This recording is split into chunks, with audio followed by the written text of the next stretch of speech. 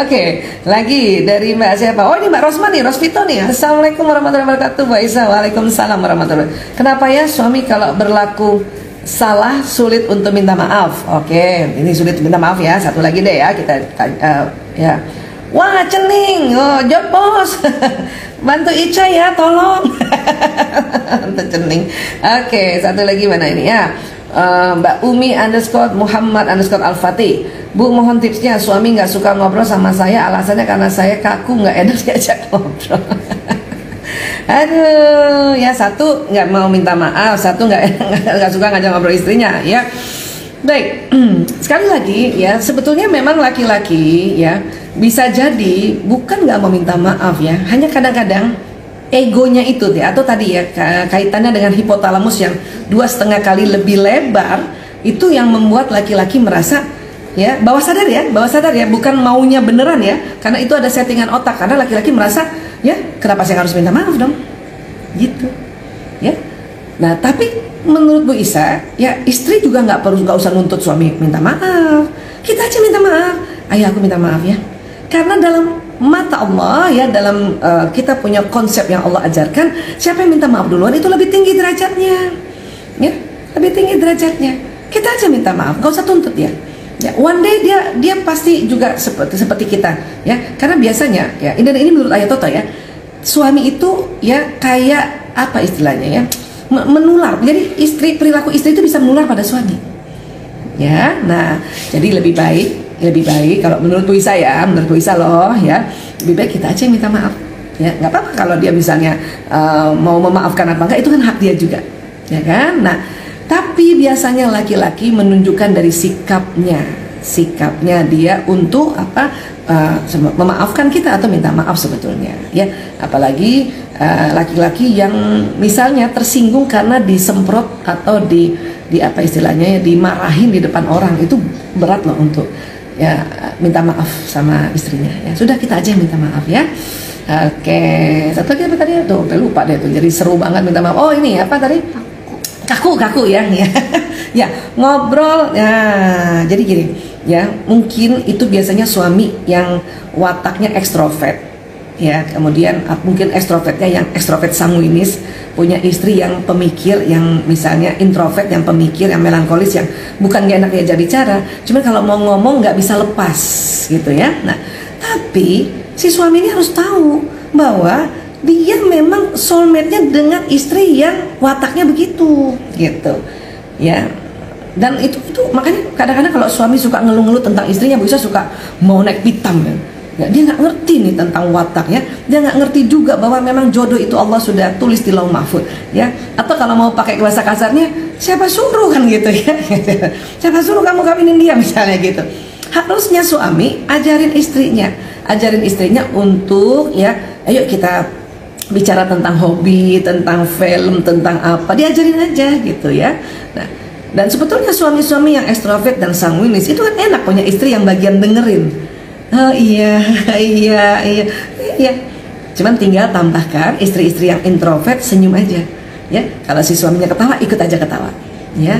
Nah, di sisi lain juga ya, kita perlu juga sedikit-sedikit membaca, banyak membaca, kan sekarang gampang ya, lewat kita googling, kita cari tentang apa sih yang sedang tren sekarang dibicarakan, baca aja sedikit ya, nanti bisa diajak bicara gitu ya.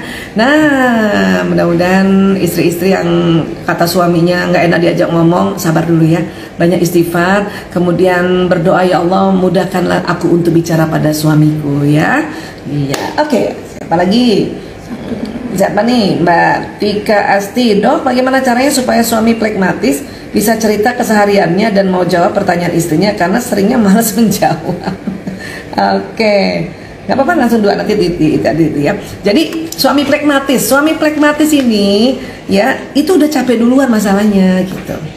Jadi biarkan dulu, kalau dia pulang kantor tidur aja dulu atau leye-leye dulu ya, Nah ini pada umumnya suami ini ya, itu memang laki-laki kan kalau udah malam udah sedikit kata-katanya, apalagi orang pragmatis yang mungkin loh ya, sebelumnya sudah sering dimarahin atau sudah sering tuding-tuding atau sudah sering didesak-desak, makanya dia males pas ketemu istrinya, udah males ngomong, udah ya belum apa-apa udah males gitu ya. Nah makanya caranya adalah kalau suaminya plekmatis ya, sudahlah memang laki-laki 7.000 kata, plekmatis mungkin yang 5 ribuan ya, 5 ribuan tuh plekmatis, yang melankolis atau melankolis plekmatis yang 5 ribuan itu ya, sudah biar istirahat aja dulu ya, paling sambut Abi udah pulang alhamdulillah gitu ya.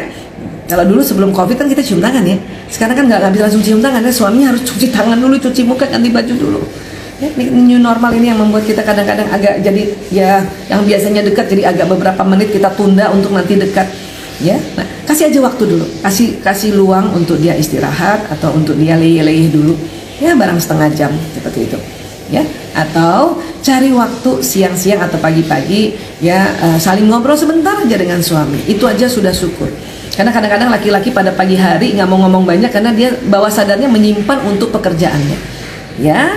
Oke. Atau lewat digital atau ya, Bu Isa tahu karena laki-laki senang benda dan laki-laki senang teknologi, Bu Isa kalau ngobrol sama Ayah tuh lewat gadget loh ya, lewat gadget. Walaupun kadang-kadang ya ada di samping Bu Isa tuh misalnya lagi tidur di tempat tidur, ada di samping dia lagi pegang gadgetnya, HP-nya, Bu Isa lihat lagi pegang HP, chatting aja di situ. Kadang-kadang dia suka ketawa, malah jawab ya, karena salah satu sisinya otak laki-laki, otak kanannya karena lebih dominan, dia senang benda dan senang teknologi. Udah lucu-lucuan aja kayak gitu ya.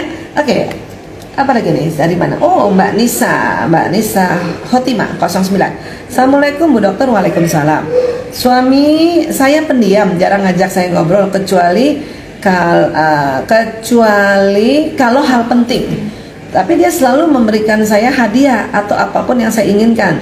Tapi saya kadang tetap merasa tidak dianggap. Nah, ya. Bisa jadi suaminya Mbak Nisa ini laki-laki yang mengungkapkan rasa kasih sayangnya atau bahasa kasihnya ini bisa hadiah dan pelayanan ya. Ya biasanya mungkin nih orangnya yang koleris ya, yang wataknya yang tegas, hasrat mengatur gitu. Terus ngomong nggak juga banyak karena laki-laki ngomong pada umumnya nggak banyak kan. Nah terus tapi dia mengungkapkan kasih sayangnya lewat tadi hadiah tadi atau pelayanan tadi. Ya, terima dulu dengan ya Allah, ternyata suami saya mencintai saya, menyayangi saya. Kenapa? Ini dia selalu kasih hadiah dan memberikan apa-apa yang dibutuhkan oleh istri. Itu aja dulu. Itulah yang Allah bilang kita suruh bersyukur. Ya, memang rasanya ada kurang. Mungkin bahasa kasih sayangnya si istri ini beda. Ya, kan kita pernah belajar ya, udah berminggu-minggu tuh, udah 5 minggu kita belajar tentang bahasa kasih. Bisa jadi si istri ini ya kayak Bu Isa ya, maunya sentuhan fisik, bahasa kasih primernya sentuhan fisik, makanya merasa kurang, merasa ada yang kurang padahal suami saya baik loh gitu. Ya, nah itu tinggal dibicarakan aja. Tapi sebelum bicara ya terima dulu apa yang diberikan suami dengan senang hati dan selalu bersyukur dan bilang terima kasih ya. Apa yang kamu berikan tuh sangat menyenangi ya, membuat aku senang gitu dulu ya. Mantap. Oke.